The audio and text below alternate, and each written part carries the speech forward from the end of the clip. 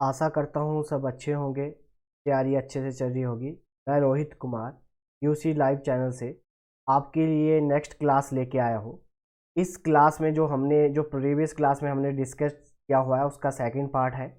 तो जो हमारे इम्पोर्टेंट इवेंट चल रहे हैं मॉडर्न हिस्ट्री में, तो ये सेकंड पार्ट है। जिन्होंने पहला लेक्चर नहीं देखा वो पहले पहला लेक्चर देखे, ताकि आपको पता चल जाए कि कौन कौन से इम्पोर्टेंट इवेंट है और कहाँ कहाँ से क्वेश्चन रहते हैं मॉडर्न हिस्ट्री। तो इम्पोर्टेंट है। तो मैं आपसे एक बार फिर यही कहूँगा कि यूसी लाइव चैनल जो है हमारा उसको सब्सक्राइब करें, वीडियो को शेयर और लाइक और कमेंट ज़रूर करें। तो आज की क्लास शुरू करते हैं। तो जो सबसे पहले जो इवेंट हुआ था, इससे जो नेक्स्ट सेकंड क्लास में जो हम आज लेके आए हैं उसमें क्या है, सबसे पहले यहाँ पे है अहमदाबाद मिल स्ट्राइक जो हुई थी 1918 में हुई थी। और इसको और किस नाम से जाना जाता है, ये पहली महात्मा गांधी जी के द्वारा भूख हड़ताल थी। तो पेपर में क्वेश्चन आता है कि महात्मा गांधी जी के द्वारा पहली भूख हड़ताल कब की गई। तो 1918 में जो अहमदाबाद मिल स्ट्राइक हुई थी उसमें की गई थी। ये जो अहमदाबाद मिल स्ट्राइक थी, ये क्या था, जो हमारे पास जो अहमदाबाद के मिल के जो वर्कर थे और जो वहाँ के जो ऑनर थे उनके बीच में एक विवाद हुआ था। उस विवाद के लिए महात्मा गांधी वहाँ पे गए हुए थे। अब ये जो विवाद था, ये विवाद किसके रिगार्डेड था, कि जो हमारे पास बोनस के रिलेटेड कुछ विवाद था। अब इसमें जो वर्कर थे उनकी क्या डिमांड थी, वो क्या चाहते थे, वो चाहते थे कि उनकी जो सैलरी है वो 50% बढ़ा दी जाए। क्यों बढ़ा दी जाए, क्योंकि उस टाइम जो ब्रिटेन था वो उसने उसकी इन्वॉल्वमेंट थी कहाँ पे, जो पहला विश्व युद्ध चल रहा था उसमें जो ब्रिटेन था उसने भी भाग लिया था। जो पहला विश्व युद्ध चला था वो 1914 से लेकर 1918 के बीच में चला था। इसमें जो ब्रिटेन था उसने भी भाग लिया था। और इस युद्ध के कारण, इस वॉर के कारण, जो वहाँ के जो यहाँ के जो लोग थे वहाँ क्या हुआ था कि जो खाने का प्राइस था, जो कपड़ों का प्राइस था और जो अदर महत्वपूर्ण चीज़ें थी उनका जो प्राइस था वो दुगना हो गया था। और जो यहाँ के जो मिल के जो मजदूर थे वो चाहते थे कि उनकी जो सैलरी है वो 50% बढ़ा दी जाए। अब क्या हुआ, इसमें क्या किया गया, जो मालिक थे उनका क्या स्टैंड था, उन्होंने बोला कि हम आपकी सैलरी 50% तो नहीं बढ़ा सकते, हम आपकी सैलरी को 20% क्या कर देंगे, राइज कर देंगे, इंक्रीज। बट इससे जो मजदूर लोग थे वो सहमत नहीं हुए और वो हड़ताल पर चले गए। अब क्या हुआ कि एक अनुसुया बेन, जो सराबाई थी, अनुसुया सराबाई जो थी, वो कौन थी, वो सिस्टर थी अमला सराबाई की। उन्होंने क्या किया कि एम के गांधी, जो हमारे पास महात्मा करमचंद गांधी थे, उनको खत लिखा और कहा कि यहाँ पे जो मजदूरों की कंडीशन है वो बहुत ही दयनीय है, आप यहाँ पे आए और इनको न्याय दिलवाएं। जो ये अमलालाल सराबाई था, ये महात्मा गांधी का दोस्त भी। ठीक है जी। तो पेपर में क्वेश्चन आता है कि अहमदाबाद मिल स्ट्राइक में महात्मा गांधी की किसने सहायता करी, तो किसने सहायता करी, अनुसुया सराबाई। अब क्या हुआ कि महात्मा गांधी जो थे वो 1918 मार्च 1918 में इस डिस्प्यूट के बीच में आ गए।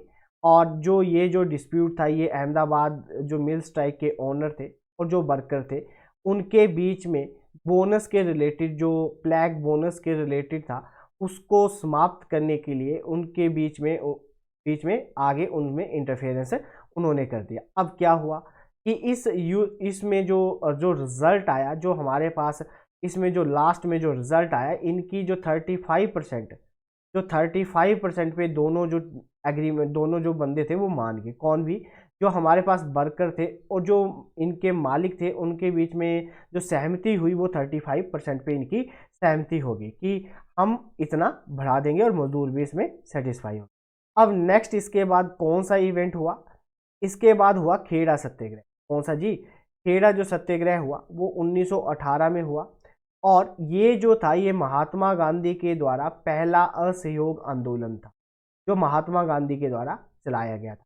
अब ये जो खेड़ा सत्याग्रह था, ये क्या था, ये सत्याग्रह खेड़ा के किसान जो पाटीदार समूह पर केंद्रित था, जिन्होंने विनाशकारी फसलों की विसफलता और जो वहाँ पे एक बीमारी फैली हुई थी जिसका नाम था प्लेग और हैजा, उसके प्रकोप के बावजूद जो हमारे पास गवर्नमेंट ने टैक्स बढ़ा दिया था, कितना, 23%, उसको देने में ये असमर्थ।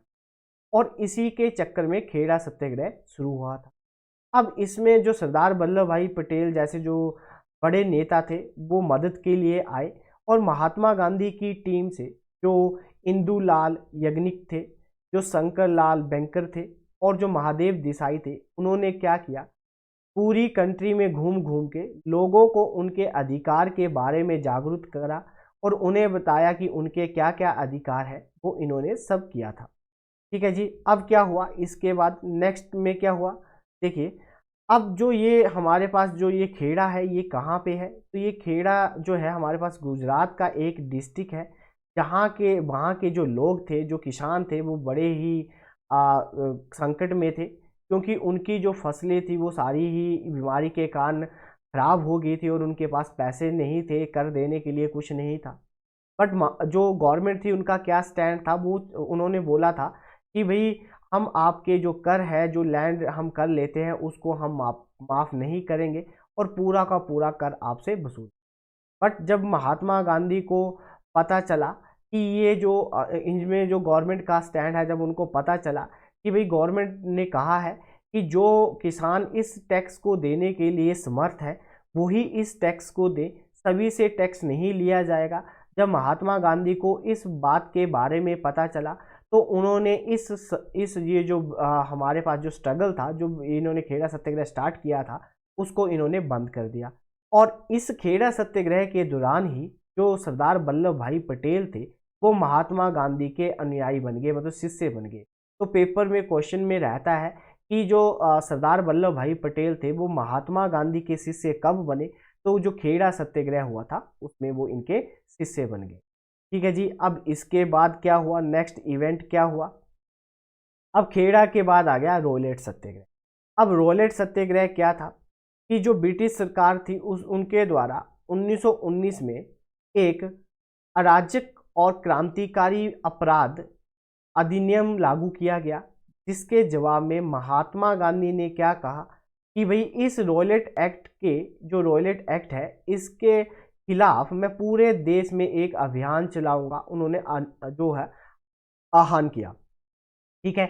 और जो महात्मा गांधी थे उनके द्वारा इस रॉयलेट सत्याग्रह को और किस नाम से कहा जाता है, ब्लैक एक्ट का उन्होंने इसको नाम दिया।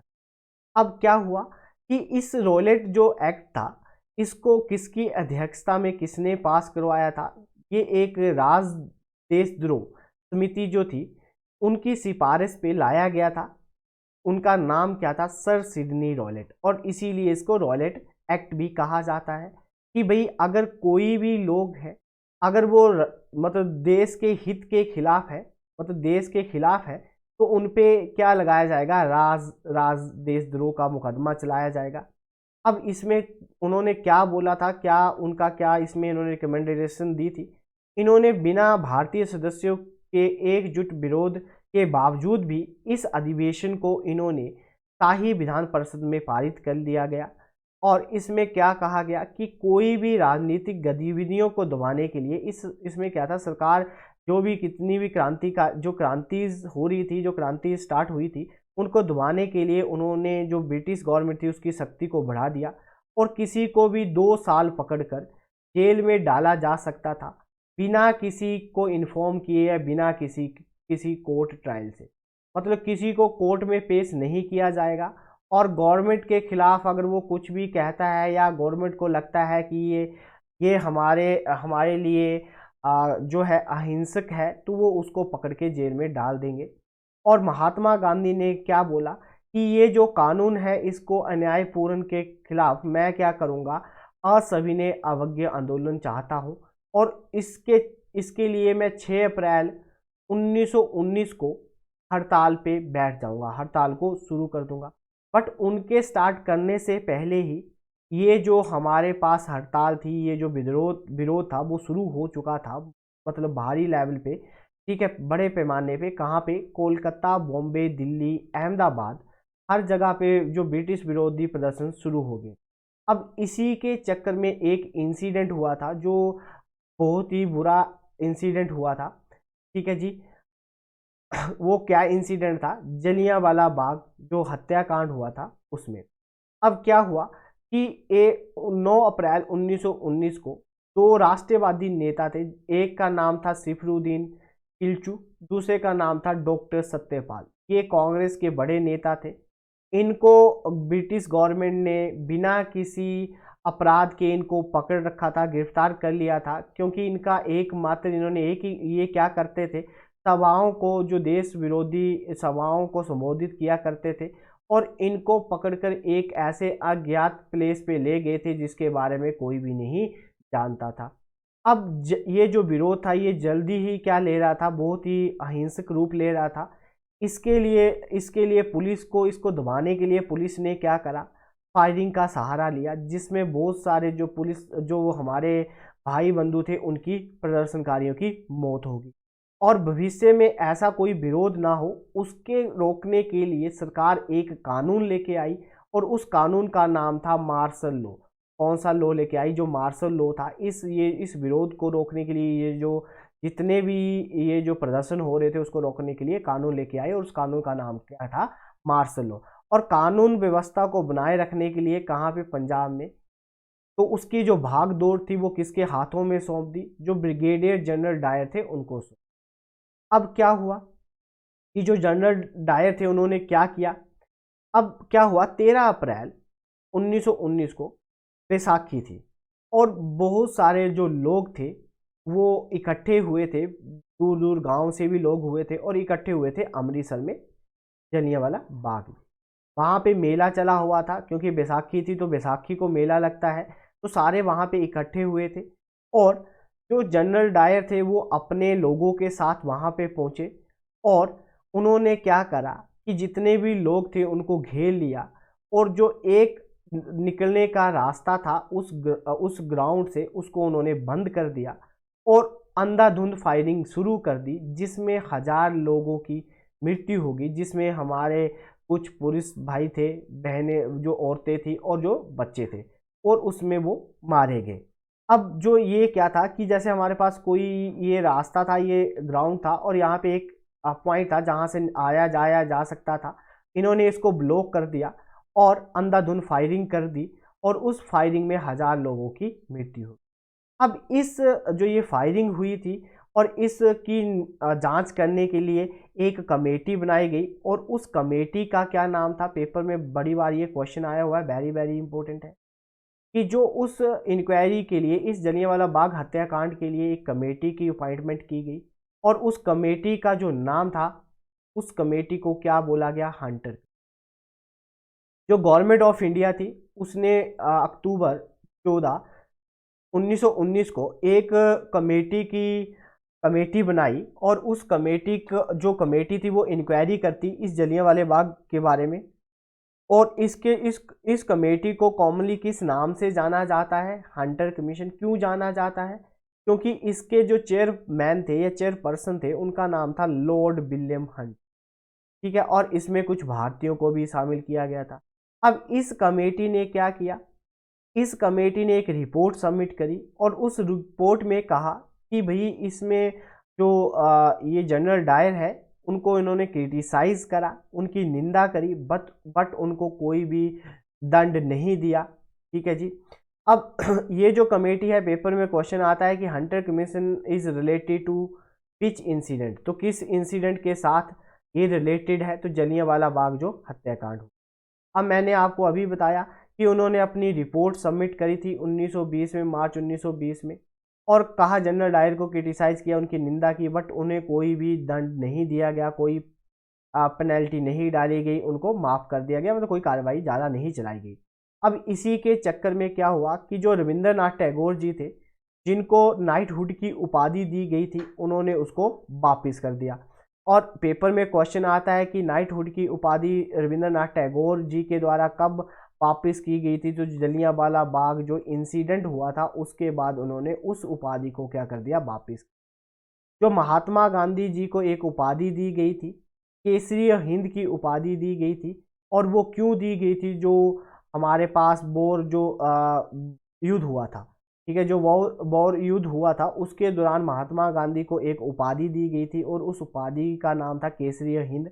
उसको भी उन्होंने जलियांवाले बाग हत्याकांड के बाद इसको वापस दे दिया। अब क्या हुआ कि जो इंडियन थे वो इससे सेटिस्फाई नहीं हुए। उन्होंने बोला कि हम क्या करेंगे, हम खुद की एक कमेटी बनाएंगे और उस कमेटी के हेड कौन होंगे। अब महात्मा गांधी जी के द्वारा ये जो जितना भी इंसिडेंट हुआ इससे वो बहुत ही दुखी हुए और उन्होंने इस जो ये रोलर सत्याग्रह चलाया गया था उसको उन्होंने वापस ले लिया। कब? अप्रैल 1819। और जो इंडियन कांग्रेस थी उन्होंने इस इंक्वायरी कमीशन खुद की एक कमेटी गठित करी और उस कमेटी में कौन कौन था? मोतीलाल नेहरू थे, सी आर दास थे, आवास त्यागजी थे, एम आर जयकर थे और गांधी जी खुद थे। और इस जो कमेटी के जो हेड थे जिनका नाम था मदन मोहन मालवीय, कि मदन मोहन मालवीय के द्वारा इस कमेटी को चेयर किया गया। इसके जो हेड थे वो मदन मोहन मालवीय थे। ठीक है जी, उम्मीद करता हूँ कि आपको ये क्लास में समझ आया होगा। जिन्होंने पुरानी क्लासें नहीं देखी हुई है वो पहले पुरानी क्लासें देखें ताकि आपको पता चले कि हम क्या कर रहे हैं। और जो भी इम्पोर्टेंट क्वेश्चन बनते हैं पेपर में उम्मीद करूंगा कि अब आपके गलत नहीं होंगे। चैनल को सब्सक्राइब, वीडियो को लाइक और कमेंट जरूर करें। धन्यवाद।